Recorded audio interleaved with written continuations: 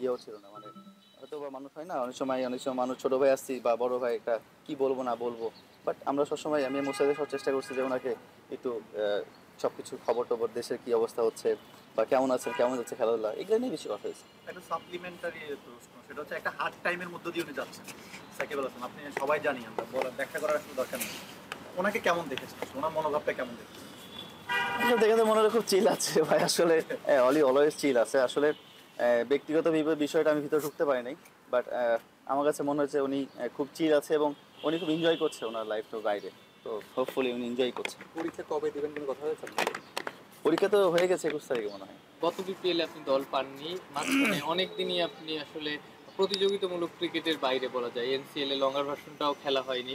তো এখন কি মনে হয় বাংলা টাইগার্সের হয়ে যে লঙ্কা টি10 খেললেন, বেশ যে কয়টা ম্যাচ খেলেছেন আপনার কন্ট্রিবিউশন ছিল প্রায় প্রতিটা ম্যাচেই 200 স্ট্রাইক রেট, 200 বেশি স্ট্রাইক রেট ব্যাট করেছেন, এখন কি মনে হয় আগের চেয়ে কনফিডেন্সটা ব্যাক করেছে? প্রথম প্রশ্ন অ্যান্সার দিই, বিপিএল খেলি নাই আসলে, এটা তো আমার হাতে না আসলে, এটা যার যার টিমের ব্যাপার, সে ওদের ওদের প্ল্যানিংয়ের বিষয় আর কি। টিম চান্স পাইনি, আবার চান্স পেয়েছি, এটা আমার কামব্যাক আছে বিপিএলের জন্য। আর বাংলা টাইগার্স যেটা বলছেন, যেটা আমার রোল ছিল, টিমের রোল। আর টি10 খুব ফাস্ট খেলা আসলে ভাই, এখানে ডিফেন্স বা বল দেখার টাইম নাই, যেটা আমি জিম্বাবুয়েতে বুঝেছি। প্রথম 2 ম্যাচ বোঝার পরে বুঝছেন এখানে আসলে টাইম নেওয়ার সময় নাই। তো এটা খুব ভালো একটা হ্যাবিট আমার জন্য, বিশেষ করে আমি যে লেভেলে খেলি বা যে পজিশনে খেলি, আমার গেম চেঞ্জটা খুব ভালো হয়েছে। এবং রাজশাহীতে যে প্র্যাকটিসটা করেছি আমি, এখান থেকে কনফিডেন্স নিয়ে আমি বাংলা টাইগার্সে গেছি। এটাই ইউটিলাইজ করেছি, চেষ্টা করেছি এখান থেকে কীভাবে রান করা যায়, কীভাবে আমার স্ট্রাইকটা বাড়ানো যায়, আর টিম হিসেবে খেলা যায়। তো এই জন্য হয়তো ভালো হয়েছে আলহামদুলিল্লাহ। কনফিডেন্সটা কি ব্যাক করেছে? আগের যে কনফিডেন্সটা আপনার ছিল? হ্যাঁ, কনফিডেন্সটা অবশ্যই বেড়েছে, যেহেতু একটা ভালো টুর্নামেন্ট গেছে আমার। যতটুকুই খেলি না কেন, আমার কাছে মনে হয় আমি কনফিডেন্স ফিরে পেয়েছি। বিপিএলটা যদিও যেটা শুরু করলেন আপনি, যে গতবার পাননি, এবার পেয়েছেন, হয়তো বা কাজ করবে না কোনো নার্ভাসনেস বা নতুন কিছু করতে হচ্ছে না, তারপরে কি মনে হয় যে এই বিপিএলটাতেও আপনাকে অনেক কিছু প্রমাণ করা আছে এখন, বা নিজের যে ক্যাপাবিলিটি আছে যে শো করার মতো আছে?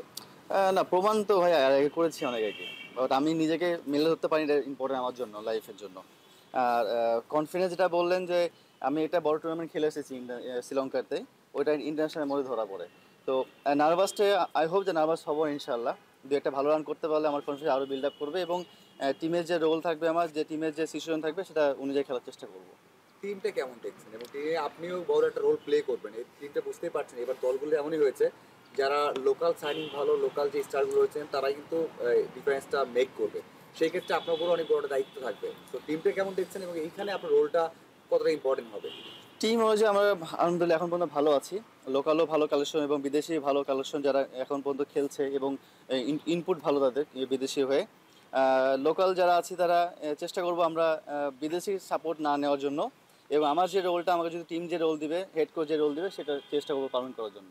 সাব্বির ভাই, সাধারণত যেটা দেখা যায় যে একটু সিনিয়র হয়ে গেলে দায়িত্ব যেমন বেশি থাকে, তারা আসলে বড় ইনিংস খেলার দিকে অনেক বেশি চেষ্টা তারা করেন। আপনি যখন প্রথম ক্যারিয়ার শুরু করেছেন তখন আপনার ওই দায়িত্বটা ছিল না, আপনার কাছ থেকে আমরা বড় ইনিংসও দেখেছি, অল্প বলে বেশি রানও দেখেছি। এটা হতে পারে যে দায়িত্বের প্রেসারে অনেক সময় সাব্বিরের ইনিংসগুলো আমরা পাই না। এবার আপনি কোচের কাছে এমন কিছু চাবেন কিনা যে আপনাকে একটা ফ্লেক্সিবল রোলে দিতে, যাতে মেসি ইউজ করেছি, তো সবাই হয়তো বা সমর্থন নাও থাকতে পারে, যারা আপকামিং যারা আছে। তো আমার কাছে মনে হয় যে এই প্ল্যানটাও সব ডিভিশনে করা উচিত। অ্যাজ এ ন্যাশনাল প্লেয়ার আমি বলতেছি, লাইক ইউজ করার জন্য, যেন এখানে কাম ব্যাক করে যেন আসে। যেন আমি মিরপুর আসতে পারি না, যে এখানে অনেক বুকিং থাকে, উইকেট বুকিং থাকে, 1 ঘন্টা আধা ঘন্টার জন্য প্র্যাকটিস করে মজা পাওয়া যায় না। আমি সারাদিন প্র্যাকটিস করতে চাই, তো সারাদিন প্র্যাকটিস আমার হবে না এখানে। তো এই জন্য এই প্র্যাকটিসে যেন আমি আমার সিটিতে করতে পারি, আমি সেট আপ করি ওখানে, আমি সারাদিন ওখানে প্র্যাকটিস করি। তো আমার কাছে অ্যাজ এক্সাম্পল আমি আমার সেট আপ করে ফেলি, এখন বাকিটা আমি জানি না বিষয়টা। তো এই সেট আপটা যেন সব ডিভিশনে হয় আর কি। লাঞ্চ কি আপনারা করাবেন ভাই? খিদা লাগছে ভাই। লাঞ্চ কি আপনারা করাবেন ভাই? খিদা লাগছে ভাই।